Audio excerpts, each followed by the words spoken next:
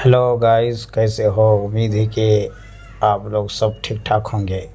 Guys, आज इस video के अंदर हम बताएंगे कि ओप्पो A16 का डिस्प्ले रिप्लेसमेंट यानी डिस्प्ले कैसे चेंज करते हैं, बदलते हैं। इन सारी चीज़ों को हम इस वीडियो के अंदर बताएंगे आपको। फ़ोन को कैसे ओपन करना है दोस्तों, देख सकते हैं आप।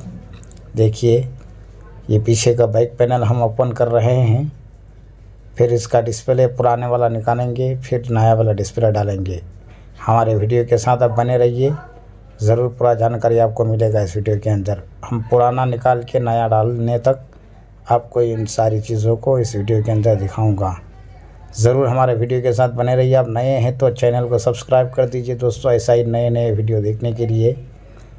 मुकम्मल मोबाइल रिपेयरिंग का सारी चीज़ इसमें आपको बताऊँगा, किस तरीके से डिस्प्ले चेंज किया जाता है और दूसरे देगर रिपेयरिंग कैसे किया जाता है। आप हमारे चैनल को सब्सक्राइब करके रख दीजिए।